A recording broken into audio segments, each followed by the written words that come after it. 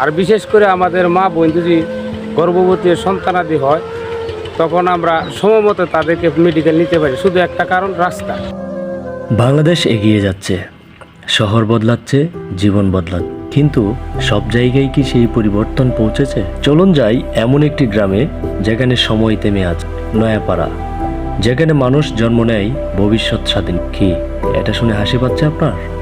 তাহলে শুনুন আসল কাহিনী। এখানে জন্ম নেওয়া প্রতিটি শিশুর ভবিষ্যৎ আন্দাজ করা যায়। হয়তো সে হুজুর হবে, নয় প্রবাসী, হয় কৃষক হবে, নয়তো গার্মেন্টস কর্মী। এই যে 4টি পেশার বলয়, এখান থেকে বেরোতেই পারছে না এই গ্রামের বাসিন্দা। এখন আপনার মনে প্রশ্ন জাগতেই পারে, এর পিছনে কারণ কি? তাহলে শুনুন। এটা নয়াপাড়া, কেন্দ্র উপজেলার সবচেয়ে অবহেলিত গ্রামগুলোর একটি। এখানে রাস্তা মানেই কষ্ট, এখানে চলাফেরা মানেই সংগ্রাম। একটু বৃষ্টি হলে পুরো গ্রাম বিচ্ছিন্ন হয়ে যায় পৃথিবী থেকে। যদি কেউ অসুস্থ হয় তাহলে হাসপাতালে পৌঁছানো সময় আর জীবনের সাথে এক দৌড়। এখানে অ্যাম্বুলেন্স আসে না, আশা আসে কিন্তু পৌঁছায় না। এতটুকু দেখার পর হয়তো ততক্ষণে আপনার মনে আরেকটা প্রশ্ন উকি দিয়েছে যে এখানে কি কোনো জনপ্রতিনিধি নেই? স্বাধীনতার 55 বছরেও কেন রাস্তা পাকা হয়নি? হ্যাঁ, জনপ্রতিনিধি ছিল, আছে, কিন্তু কেউই জনগণের ভাগ্য পরিবর্তন করতে আসেনি। সবাই নিজের কপাল চওড়া করতে ব্যস্ত ছিল।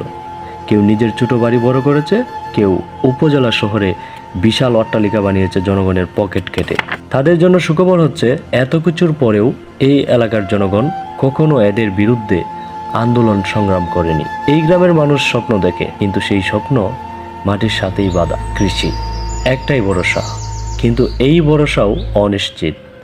হাওরে বেড়িবাঁধ না থাকায় যে কোনো মুহূর্তেই সোনালী ফসল তলিয়ে যায় পানির নিচে। কৃষি ছাড়া অন্য কোনো কর্মসংস্থানও নেই, কাজ নেই, সুযোগ নেই, তবু বেঁচে থাকার লড়াই থেমে নেই। শিশুরা জন্ম নেয় স্বপ্ন নিয়ে, কিন্তু নয়াপাড়া সেই স্বপ্ন বড় হওয়ার আগেই থেমে যায়। কারণ আশেপাশে 5-7 কিলোমিটারের মধ্যে ভালো কোনো স্কুল নেই, শিক্ষার আলো এখানে পুরোপুরি পৌঁছায়নি। তাই এই গ্রামের প্রায় 80% মানুষ এখনও অশিক্ষিত। দুঃখের বিষয় হচ্ছে, এখানে বিদ্যুৎ এসেছে 2020 সালে।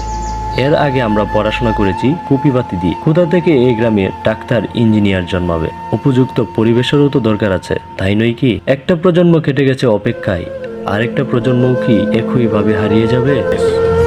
রবি শস্য আমরা এখানে ফলাই, কিন্তু আমরা ন্যায্য মূল্য পাই না, শুধু একটি রাস্তার কারণে। আর বিশেষ করে আমাদের মা বোন যদি গর্ভবতী সন্তানাদি হয় তখন আমরা সময়মতো তাদেরকে মেডিকেল নিতে পারি, শুধু একটা কারণ রাস্তা। নাই, রাস্তা আমাদের খুব বেশি প্রয়োজন, বিশেষ প্রয়োজন। পোলাহান অসুস্থ হলে সময়মতো হসপিটালে নিতে পারি না। আর আমরা প্রতি মনে ধান, কিরা, কাঁচামরিচ প্রতি মনে আমরা 1 থেকে 200 টাকা কম পাই, শুধু রাস্তার কারণে। আমরা বিশেষ প্রয়োজন একটা রাস্তা। একটা ভালো স্কুল চাই, বাচ্চাদেরকে মানুষ করতে চাই। আমরাও তো মানুষ, আমরাও তো ইচ্ছা করে ভালোভাবে বাঁচতে।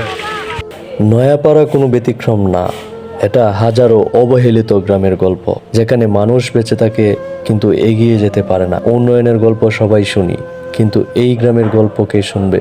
একটা রাস্তা, একটা স্কুল, এই স্বপ্ন কি খুব বেশি? নয়াপাড়া এখনো অপেক্ষায় আছে সরকারি কোনো পদক্ষেপের।